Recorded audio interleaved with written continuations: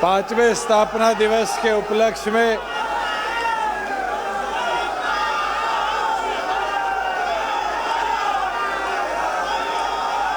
भिवाड़ी की इस पावन धरा पर हमारे बीच में मौजूद पार्टी के राष्ट्रीय अध्यक्ष डॉक्टर अजय सिंह चौटाला जी, प्रदेश के अध्यक्ष सरदार निशांत सिंह जी, हमारे बीच में हरियाणा सरकार में दोनों मंत्री भाई बबली जी, अनूप जी, राज्यसभा के हमारे सांसद भाई कार्तिकेय जी, बहुत ही वरिष्ठ हमारे विधायक चौधरी ईश्वर सिंह जी, विधायिका श्रीमती नैना चौटाला जी, जोगीराम जी, अमरजीत ढांडा जी, रामकरण काड़ा जी, मंच पर बैठे तमाम हमारे बोर्ड के चेयरमैन साथीगण, पूर्व मंत्रीगण, पूर्व विधायकगण, पार्टी के अलग अलग प्रकोष्ठों के संयोजकगण और हरियाणा प्रदेश के कोने कोने से आए मेरे पिता तुल्य बुजुर्गों, मेरी माताएं, बहनें, युवा साथियों, मैं पहले तो आपका आभार धन्यवाद प्रकट करता हूं कि 4 साल आप सबके प्यार, आशीर्वाद और सहयोग से चौधरी देवीलाल के विचारों को हमने जननायक जनता पार्टी के माध्यम से हरियाणा की जनता के लिए समर्पित करने का काम किया। साथियों, वो 17 नवंबर का दिन भूल नहीं सकते जब डॉक्टर अजय सिंह चौटाला जी ने एक निर्णय किया कि झंडा डंडा त्याग कर एक नई शुरुआत करी जाएगी। बहुत कम राजनीतिक दल देश में विकसित हुए जिनने डंडा छोड़कर विचार लेकर आगे बढ़ने का काम किया। और साथियों, आज आप लोगों की बदौलत दौर जरूर कठिन रहा। हमने बाई इलेक्शन लड़ा, लोकसभा के इलेक्शन लड़े और विधानसभा के चुनाव आए, मगर ये आप लोगों की मेहनत थी, आप लोगों का संघर्ष था जिसने इस मेहनत लगन के साथ पार्टी के 10 विधायक विधानसभा में भेजने का काम किया। साथियों, मैं इस पे एक बात जरूर कहना चाहूंगा, किसान कमेरे की ताकत दिखा दो यारो, काफिला और बड़ा बना दो यारो। कौन कहता है आसमान में छेद नहीं हो सकता, तसल्ली से एक पत्थर उछाल के देखो यारो। साथियों, आज 1.5 साल का समय हमारे पास और बाकी है और चुनावी प्रक्रिया देश भर में अब शुरू हो जाएगी लोकसभा के लिए। आज हमें फिर पूरी मेहनत लगन के साथ काम करना पड़ेगा। साथियों, ये 3 साल का सफर कोई आसान नहीं था। कोरोना जैसी महामारी के 2 दौर देखे, 1 साल तो आपसी में मिलना जुलना हमारा बंद हो गया। किसान आंदोलन का दौर देखा, डॉक्टर साहब के आदेश थे कि हमारा आपसी भाईचारा ना खराब हो। 1 साल उसकी वजह से हमें एक दूसरे से दूर रहना पड़ा, मगर साथियों, आज माहौल आपके पक्ष में है, आज परिस्थितियां आपके पक्ष में है। और मैं एक चीज कहता हूं, इस 3 साल में जितने हमने निर्णय किए वो भी हरियाणा प्रदेश की जनता के हित में करने का काम किया। अभी श्रीमती नैना चौटाला जी मंच से कह रही थी कि 50% महिलाएं पंचायतों में चुनकर आई। ये हमारे पत्रकार साथी दिल्ली चंडीगढ़ से आए हुए हैं। एक चीज और कहना चाहूँगा, 50 तो महिलाएं जीत के आई, 75% युवा भी पंचायतों में जीत के आए। साथियों, आज के दिन परिस्थिति प्रदेश के अंदर हमने जो वादे किए थे अधिकतम पूरे करें। ये पत्रकार साथी बारी बारी कहते हैं कि 5100 कब होगी। मैं सच बोलता हूँ, टीस मेरे भी दिल में है और उसको बुझने नहीं दूंगा। ये वादा है, 2 साल से कम समय बचा है। आज वादा करके जा रहा हूँ, इसको बढ़ाकर मनवा कर छोड़ूंगा। साथियों, वो दिन भी मुझे याद है, लोग कहते थे 75% कैसे आएगा। कहते थे नहीं कहते थे? रोजगार मेरा अधिकार कानून कैसे बढ़ेगा? विधानसभा में लाके दिखाया नहीं दिखाया? चौधरी देवीलाल जी कहा करते थे बुढ़ापा पेंशन आएगी। लोग कहते थे, इसी धरती से चौधरी बंसीलाल जी कहा करते थे कि अगर होती मैं तो पढ़ा लिखा हूं, मैं ही लागू कर देता। चौधरी देवीलाल ने क्या कहा था? मैं भेड़ बकरी चराने नहीं जा रहा, कानून बनाने जा रहा और कागज के नीचे लिख दूंगा देवीलाल और कानून बना दूंगा। साथियों, 50% महिलाओं का कानून हमने ला कर दिया। आज देश भर में उठाकर देख लो, इतनी बड़ी हिस्सेदारी कानूनी तौर पर जिला परिषद, ब्लॉक समिति, पंचायत, मेंबर पंचायत आज देश में कहीं भी नहीं है। दूसरी ओर पर साथियों, 75% वाला कानून आज अड़चनों में फंसा हुआ है, मगर हम सुप्रीम कोर्ट से जीत कर आए और उसको लागू पूरी तौर पर करवा कर हरियाणा के युवाओं को अधिकार देंगे। एक वादा आपका और था कि ठेका प्रथा प्रदेश में बंद करेंगे, डीसी रेट बंद कराएंगे और डीसी रेट को बंद कराकर कौशल रोजगार निगम बनाया। और उस कौशल रोजगार निगम के साथ आपकी पार्टी का एक वादा था कि मिनिमम वेज, जो हमारा सबसे कम पैसा मिलना चाहिए किसी कर्मचारी को, वो 16,000 करेंगे। और साथियों, आज उठाकर देखो, कौशल रोजगार में 3 कैटेगरी है, ABC, तीनों के अंदर आज 16,000 से अधिक। और आज एक कैटेगरी में तो 17,500 रुपये मिनिमम वेज देने का काम कर रहे हैं। मगर एक चीज़, ये मेरी माताएं बहनें बैठी है, अभी नैना चौटाला जी भी ये आग्रह कर रही थी कि 50% महिलाओं को दे दिया पंचायत में अधिकार, 33% अधिकार आपने राशन डिपो में दे दिया। ये आज वादा करता हूं कि कौशल रोजगार में भी महिलाओं की हिस्सेदारी हो। अब इस लड़ाई को लड़ूंगा कि 33% महिलाओं का भी हिस्सा कौशल रोजगार की नौकरियों में दिलवाने का हम प्रदेश में काम करें। साथियों, एक चीज, प्रदेश में रोजगार के अवसर कैसे बढ़े। एक दौर था हुड्डा साहब का, जब जमीनें बिका करती थी, इंडस्ट्री प्रदेश छोड़ के जा रही थी। माहौल ठीक करने में समय तो लगा, मगर आज खुशी के साथ कहता हूं कि हमने 30,000 करोड़ का निवेश प्रदेश में बनाया। इससे लाखों रोजगार आएंगे। दुनिया का सबसे बड़ा गाड़ी बनाने वाला मैन्युफैक्चरिंग मारुति का प्लांट और कहीं नहीं, ये पवन बैठा एक दिन मेरे को बोलने लग गया था, कहता हमारे खरखोदा की तरफ हुड्डा साहब वोट लेने आया करते थे, विकास की बात आती थी तो नहीं देखते थे। कहते आने वाले 10 साल में ये मारुति आपने ला दी, गुड़गांव से ज़्यादा हमारे खरखोदा को डेवलप करने का काम करेंगे। साथियों, आज 10,000 गाड़ियाँ एक प्लांट से साल में बनेगी। वही मेवात जैसी जगह जहाँ इंडस्ट्री जाने से कतराती थी, आज मेवात के अंदर हमने प्रयास कर बैटरी मैन्युफैक्चरिंग की दुनिया की सबसे बड़ी कंपनी लाने का काम किया। गुड़गांव के अंदर एशिया का दूसरा सबसे बड़ा वेयर हाउस लॉजिस्टिक का आज हम ई-कॉमर्स के लिए बनवा रहे हैं फ्लिपकार्ट से। आज अगर उठाकर देखो, प्रदेश भर के अलग अलग जिलों में, चाहे पद्मा योजना हो, चाहे हमारी स्टार्टअप योजना हो, चाहे ई व्हीकल योजना हो, अलग अलग इंडस्ट्री का रुझान हरियाणा की ओर बढ़ा। और तो और बसों की कंपनी JBM ने इंडिया में इलेक्ट्रिक बस बने, उसका पहला प्लांट आपके पलवल में लगाने का काम किया।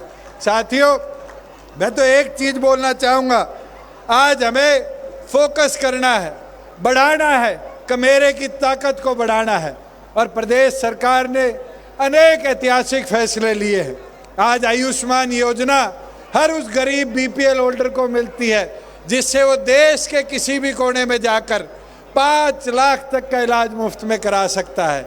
आज बीपीएल की सीमा केवल मात्र हरियाणा इकलौता प्रदेश है जहां 1,20,000 से बढ़ाकर 1,80,000 करने की काम किया। और ये वादा आज करता हूं कि अब बीपीएल राशन कार्ड बनाने के अंदर दफ्तरों के चक्कर काटने की जरूरत नहीं। आपको कोई पीला हरा खाकी रंग से बांटने का काम नहीं करेगा। अगर आपके परिवार की आय 1,80,000 से नीचे है तो आपके पीपीपी के ऊपर आधार नंबर डिपो में जाके दे देना। नए साल से आपको भी सारी बीपीएल की सुविधाएं जिस भी परिवार की आय 1,80 से नीचे उसको देने का काम करेंगे। साथियों, एक चीज जरूर बोलूँगा, खेलों की जब बात करते हैं तो भिवानी का अहम योगदान रहा है और हमेशा भिवानी ने बढ़ चढ़कर खेलों में हिस्सेदारी दी है, चाहे बॉक्सिंग हो, रेसलिंग हो। आज डॉक्टर साहब के पुराने साथी सज्जन बड़ाली जी हमारे साथ वापस आए हैं, मेरे को तो बड़ी खुशी की बात है। इनकी भतीजियों ने, गीता बबीता ने देश का नाम दुनिया में रोशन करने का काम किया। और आज तो मैम के मोखरा की हमारी छोरियाँ भी जाकर दुनिया में रेसलिंग के मेडल लाने का काम साक्षी जी कर रही है। टोक्यो के अंदर हमारे करनाल के साथी नीरज ने पहली बार एथलेटिक्स के अंदर गोल्ड मेडल ओलंपिक्स में देश को लाकर देने का काम किया। मैं आपको एक चीज बोलना चाहूँगा, स्टेट गवर्नमेंट ने जब ये सारे साथी टोक्यो से वापिस आए तो रिहैबिलिटेशन सेंटर और अनेक चीज़ की घोषणा करी। मगर कई बार खिलाड़ियों को देखता हूँ, कोई खिलाड़ी चोटिल हो जाता है, जैसे एक साथी पीछे प्लास्टर बांधे बैठा है रिशर्ट में। जब साथी चोटिल हो जाता है तो उसकी रिकवरी का खर्चा कैसे मिले? खिलाड़ी के पास तो अपने दूध के, अपनी सेहत बनाने के कीड़े खरीदने के भी पैसे नहीं है, मगर उसकी रिकवरी का क्या होगा? ये वादा है कि अब हरियाणा प्रदेश में हम योजना बनाएंगे, आने वाले समय में खिलाड़ियों को भी मेडिकल इंश्योरेंस मिले, रिहैबिलिटेशन के लिए पैसा मिले, इसकी व्यवस्था हरियाणा प्रदेश में करने का काम करेंगे। साथियों, मैं एक चीज़ कहूँगा, हरियाणा में युवाओं के लिए अवसर कम नहीं छोड़े। आज आपके भिवानी में अभी मैं आ रहा था, 4 छोटे छोटे जहाज हवा में घूम रहे थे। मैंने पूछा पायलट से उतरते, मैं कहा छोटे जहाज कैसे थे? तो बताया भिवानी के हमारे फ्लाइंग ट्रेनिंग स्कूल में जहाँ 100 बच्चे हैं वहाँ के पायलट ट्रेनिंग ले रहे हैं। ये आधुनिकता है। एक नहीं, पिंजौर ले लो, करनाल ले लो, महेंद्रगढ़ ले लो, भिवानी ले लो। आज 4 हमारी एयर स्ट्रिप खाली पड़ी थी, 400 बच्चे इन चारों एयर स्ट्रिप पे आज फ्लाइंग की ट्रेनिंग ले रहे हैं। मगर इसमें व्यवस्था बनाएंगे, हरियाणा प्रदेश के युवाओं के लिए खास तौर पर रियायत की अवसर बनाएंगे कि हमारे बच्चे पायलट बनकर दुनिया भर का भ्रमण करने का काम करें। और साथ में हिसार के हवाई अड्डे को एक ऐतिहासिक स्वरूप देकर कार्गो लॉजिस्टिक हब के तौर पर डेवलप करेंगे। नांगल चौधरी तो सबसे पिछड़ा हिस्सा था, बारी बारी कहा जाता था दक्षिण हरियाणा में प्रगति कब होगी, दक्षिण हरियाणा में प्रगति कब होगी। साथियों, 152 डी पे किसी को आ जाने का मौका मिले तो आप पता करना, नांगल चौधरी के पास 1500 एकड़ में सबसे बड़ा मल्टी मॉडल लॉजिस्टिक हब केंद्र और हरियाणा सरकार मिलकर बना रही है। हजारों रोजगार के अवसर वहाँ पर होंगे और साथ ही साथ नए उद्योग भी उस एरिया में प्रकटित हम करने का काम करेंगे। साथियों, मैं एक चीज़ और कहना चाहूँगा, हमने कई वादे करे जो सरकार बनते ही पूरे करे, कई धीरे धीरे पूरे हुए। चाहे वो सीटेट को भी एजुकेशन के अंदर पेपरों में नियमित करने की बात हो, एचटेट के एग्ज़ाम को 50 किलोमीटर के रेडियस में कराने की बात हो, हमारी बहन बेटियों को कॉलेज जाने के लिए बस की सुविधा देने की बात हो। साथियों, कई ऐसी चीज़ें जो समय के साथ हमें और आगे लेकर चलनी है, मगर उसमें आपका सहयोग और समर्थन चाहिए होगा। मैं ज़रूर बोलना चाहूँगा, एक चीज़ जो मेरे को बड़ी खरती थी कि हमारा गांव का बच्चा कोचिंग लेने पढ़ने शहर में आता था और बारी बारी शहर के अंदर आकर 1 घंटा आने का 1 घंटा जाने का उसका खराब होता था। मगर मैंने प्रयास शुरू किया। पहला प्रयास नरवाना से किया, 10 लाइब्रेरी बनाई, फिर उचाना बारडा आया, फिर धीरे धीरे सारे एमएलए मेरे पीछे पड़े, 5-5 लाख 10-10 लाख दो, हमारे लाइब्रेरी बनाओ। अब ये वादा हम आपको करते हैं कि अब हरियाणा प्रदेश के प्रत्येक गांव को डिजिटल तो हमने कर दिया, आज वहाँ ग्राम सचिवालय डिजिटल हो चुके, मगर अब वहाँ पर मॉडल डिजिटल लाइब्रेरी का भी हम निर्माण करने का काम करेंगे, जिससे बच्चों को कॉम्पिटिटिव एग्ज़ाम के लिए शहर में आने की ज़रूरत ना पड़े। वहाँ से बच्चों को चाहे यूपीएससी की, एचपीएससी की ये सारी किताबें मुहैया कराने का काम करेंगे, जिससे शिक्षित बच्चे हमारे और आगे बढ़ने का काम करें। साथियों, जहाँ किसान की बात आती है, हरियाणा इकलौता ऐसा प्रदेश है जहाँ पर 13 फसलें एमएसपी पर खरीदी जाती। कोई और प्रदेश नहीं है देश में जहाँ 13 फसलों को एमएसपी पे खरीदा जाए। मगर उस व्यवस्था को और बेहतर कैसे कराया जाए, ये मॉडल हरियाणा से देश सीखता है। पिछले दिनों मैं यूपी के एक नेता का भाषण सुन रहा था। वो बारी बारी भाषण में हरियाणा की बड़ाई कर रहा, कहता हरियाणा की मंडियाँ ऐसी है, हरियाणा की मंडियाँ ऐसी है। हरियाणा की मंडियाँ तो आधुनिक है, आज उठाकर देखो, आज लगभग 60 लाख मेट्रिक टन जीरी आज हरियाणा प्रदेश के किसानों की हमने खरीदी। किसान को 1-2 घंटे से ज़्यादा मंडी में नहीं रुकना पड़ा। वो दिन तो हमारे बुजुर्गों को याद होगा कि किसान आता था जीरी लेके, 4 घंटे पहले कहा जाता था मॉइस्चर ज़्यादा है कल आओ, उसको 2-2 रात जीरी के ऊपर अपनी चद्दर घेर के सोना पड़ता था। मगर साथियों, आज की व्यवस्था देखो, मंडी में आने के 2 से 3 घंटे बाद किसान फारिग होता है और 2 दिन के अंदर उसका पूरा मूल उसकी फसल का उसके खाते में ट्रांसफर करने का काम सरकार करती है। साथियों, कोई छोटी चीज नहीं है। 1.5 महीने खरीद चली और 1.5 महीने के अंदर आपकी सरकार ने हरियाणा प्रदेश के किसानों के खाते में 12,000 करोड़ रुपया ट्रांसफर करने का काम किया। और इसको और बेहतर बताएंगे, ये बेहतर गंडे से 48 लाए हैं और आगे आगे ये प्रयास करेंगे कि जैसे ही किसान का जे फॉर्म कटे, पैसा सरकार की तरफ से उसके खाते में हो, तब मानूंगा कि सर छोटू राम का, चौधरी देवीलाल का किसान को मजबूत करने का सपना और बड़ा। आज फसल खराब हो जाती थी, किसान के पास ताकत नहीं थी कि वो अपनी फसल के खराबे की रिपोर्ट लिखाए, मगर आपकी सरकार ने आज क्षतिपूर्ति पोर्टल का निर्माण किया और इस बार है भिवाड़ी का। मैं देख रहा था 3000 किसानों ने भिवाड़ी जिले के अंदर क्षतिपूर्ति पे अपनी फसल खराब की रिपोर्ट लिखवाई। अब तो पटवारी आपके बुलावे पे फसल खराबा देखने नहीं आता, बल्कि आप जब उसको मैसेज करते हो तो सरकार आदेश देती है कि जाकर इस किसान के फसल को देख कर आने का काम करे।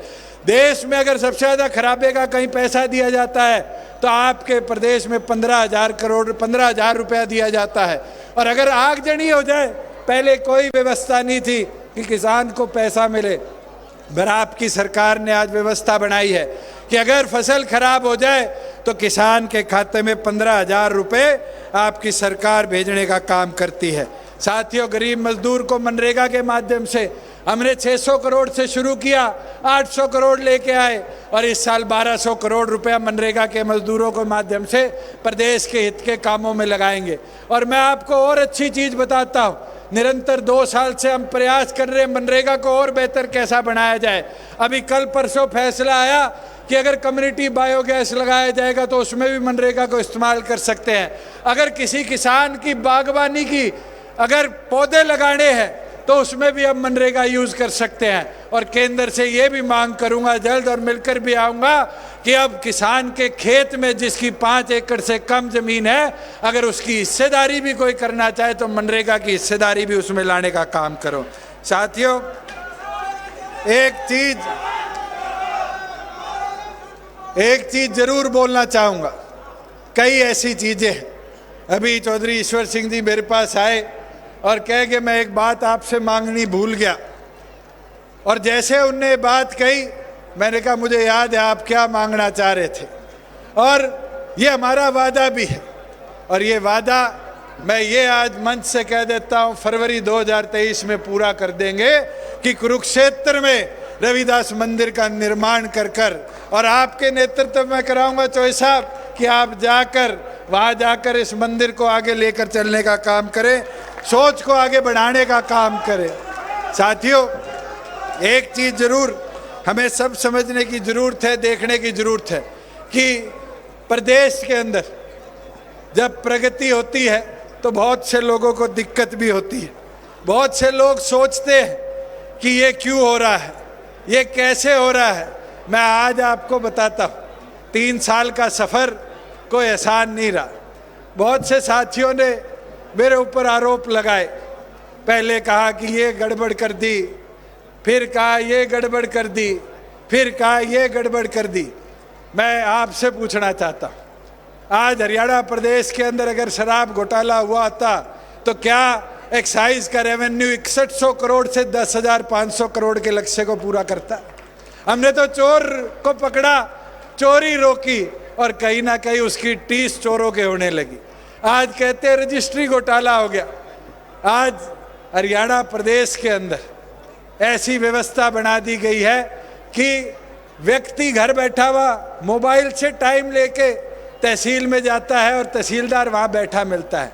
और हम तो कोशिश कर रहे हैं, हमने एक्ट में भी अमेंडमेंट कर दी और केंद्र को भेज दिया राष्ट्रपति की मोहर लगाने के लिए कि रजिस्ट्री का भी सर्कल जो है वो सब डिवीज़न जिले इस पे ना किया जाए, इसको प्रदेश भर को एक सिस्टम बना लिया जाए। और ये वादा करता हूँ 2023 के अंदर पूरी स्टेट को एक तहसील एक सब डिवीज़न बनाने का काम करेंगे, जिससे फिर आपको तहसीलदार के पीछे जाने की ज़रूरत नहीं, आपको किसी व्यक्ति के पीछे डीड बनवाने के वाले के पीछे जाने की ज़रूरत नहीं।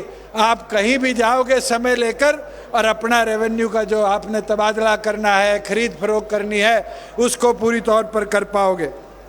एक चीज़ साथियों आज और समझने देखने की कि आज प्रदेश के अंदर माहौल दिन प्रतिदिन आपके पक्ष का बनता जा रहा है, मगर इसको और आगे ले जाने के लिए हमें बूथ लेवल पर जाना पड़ेगा, हमें घर घर जाना पड़ेगा, व्यक्ति व्यक्ति तक पहुंचना पड़ेगा और उसके अंदर आपका योगदान बहुत महत्वपूर्ण है।